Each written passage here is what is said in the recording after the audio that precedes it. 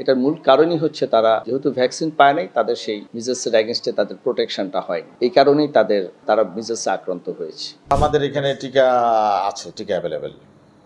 আমাদের হামের টিকার কোনো ক্রাইসিস ওইভাবে ছিল না কখনো।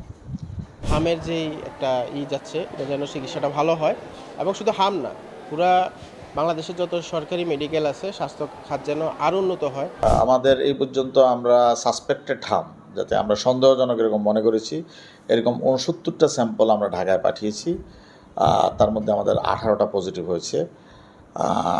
আর হচ্ছে এদের বিভিন্ন পর্যায়ে চিকিৎসা চলছে ঢাকায় এবং কুমিল্লা বিভিন্ন। আমার এখানে ভর্তি নেই, মেডিকেল কলেজ হাসপাতালে সম্ভবত আছে এবং ঢাকা আইডিএস হসপিটালে আছে। আমাদের এখানে টিকা আছে, টিকা অ্যাভেলেবেল। আমাদের হামের টিকার কোনো ক্রাইসিস ওইভাবে ছিল না কখনো। সেটাও প্যান্টাভ্যালেন্টের ছিল বা অন্যান্য কিছু ছিল, কিন্তু হামের ছিল না। এখন এটা যখনই নাকি জ্বর দেখবে, জ্বরের সাথে সাথে শরীরে র্যাশ দেখবে, সাথে সাথে আমি মনে করি ডাক্তারের কাছে আসা উচিত এবং আসার পর ডাক্তারের পরামর্শ অনুযায়ী পরবর্তী ব্যবস্থা গ্রহণ করা উচিত। এটা বাচ্চাদেরও হচ্ছে, বড়দেরও হচ্ছে। বিশেষ করে বাচ্চারা যারা আছে তারা ঝুঁকিতে আছে। যদি জ্বর থাকে এবং সাথে শরীরে বিভিন্ন ধরনের দানাদার জিনিস ছোট ছোট দাগের মতো দেখা যায়, সেই ক্ষেত্রে তখন তারা ডাক্তারের শরণাপন্ন হবে। তখন সেটাকে আমরা বলবো সাসপেক্টেড, এবং এটাকে তখন আমরা ব্লাড কালেকশন করে পাঠাবো। ওইখান থেকে যদি পজিটিভ হয় তাহলে হাম পজিটিভ, অথবা ধরতে হবে অন্য কোনো জ্বরের কারণে হয়তো সাথে র্যাশ আসছে। কুমিল্লা মেডিকেল কলেজের যে শিশু বিভাগে আমরা গত 18ই মার্চ থেকে আমরা লক্ষ্য করেছি আমাদের সাসপেক্টেড যে মিজেলস, যেটাকে আমরা হাম বলে থাকি, এই রোগীগুলি আমাদের ভর্তি হচ্ছে।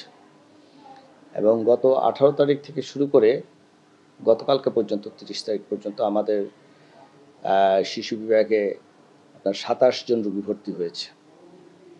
এবং এই 27 জন রোগীর মধ্যে আমরা 10 জন রোগীকে চিকিৎসা দিয়ে ওরা সুস্থ হয়ে বাড়ি ফিরে গেছে।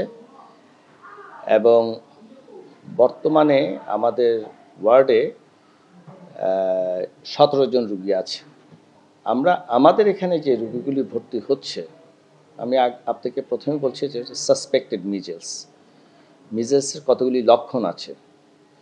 ফিভার, সাথে তার আপনার কনজাংটিভাইটিস থাকে, তারপরে রানিং নোজ থাকে, কাফ থাকে, এরকম সিম্পটম, এবং বডিতে আপনার র্যাশ থাকে। তো কথা হচ্ছে অন্যান্য ভাইরাল ফিভারও এরকম থাকতে পারে, বডিতে র্যাশ থাকতে পারে। এখন পর্যন্ত আমরা 60টা রোগীর আমরা স্যাম্পল পজিটিভ পেয়েছি এবং অন্যান্য রোগীদের জন্য আমরা রিপোর্টের জন্য অপেক্ষা করছি।